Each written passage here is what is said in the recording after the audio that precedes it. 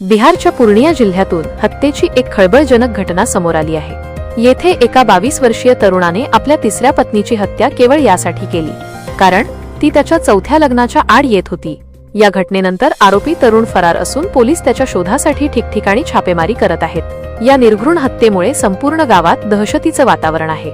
पूर्णिया जिल्ह्यातील अकबरपूर पोलीस ठाण्याच्या हद्दीतील जमरा गावातील ही घटना आहे। येथील रहिवासी असलेला सिंटू ऋषिदेव हा पंजाबमध्ये मजुरीचं काम करतो। पंजाबमध्येच त्याच्या गावाशेजारील ओराहा येथील कैलास ऋषिदेव हे देखील कुटुंबासह रोजगारासाठी गेलं होतं। तिथे सिंटूचं कैलास यांची मुलगी मंजू कुमारी हिच्याशी प्रेमसंबंध जुळले। सिंटू कमावता मुलगा आहे हे पाहून कैलास यांनी मंजूचं लग्न त्याच्याशी लावून दिलं। अवघ्या 8 दिवसांपूर्वीच हे संपूर्ण कुटुंब पंजाबमधून पूर्णियाला परतलं होतं। आई रत्नी देवी यांनी सांगितलं की पंजाबमधून आल्यानंतर जावई त्यांच्या सोबतच राहत होता। 3 दिवसांपूर्वी सिंटूची आई धवली देवी त्यांच्या घरी आली आणि सुनेला आपल्यासोबत घेऊन गेली।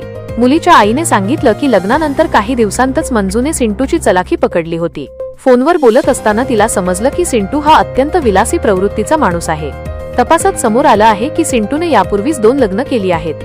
पहिल्या पत्नीपासून त्याला 4 मुलं तर दुसऱ्या पत्नीपासून 3 मुलं आहेत। विशेष म्हणजे त्याची तिसरी पत्नी मंजू ही 4 महिन्यांची गर्भवती होती। मंजू सासरी गेल्यानंतर सिंटूच्या इतर 2 पत्नींनीही मोठा गोंधळ घातला होता। सिंटूचे आता चौथ्या मुलीशी प्रेमसंबंध सुरू झाले होते। लग्न करायचं होतं ज्याला मंजूचा विरोध होता। सिंटूच्या फोनमध्ये अनेक मुलींचे नंबर होते आणि तो त्यांच्याशी सतत तासनतास बोलायचा। मंजूच्या आईने सांगितलं की मुलीने फोन करून ती पतीसोबत बहदुरा बाजारला आल्याचं सांगितलं होतं। त्यानंतर तिचा संपर्क तुटला। कुटुंबीय जेव्हा मंजूच्या सासरी गेले तेव्हा घराला कुलूप होतं आणि सर्वजण फरार होते। दुसऱ्या दिवशी ग्रामस्थांना बांबूच्या बागेत एका महिलेचा मृतदेह झाडाझुडपांनी झाकलेल्या अवस्थेत आढळला।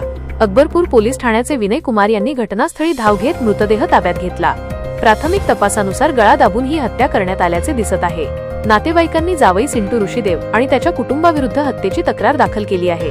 पोलीस सध्या फरार आरोपीचा शोध घेत आहेत।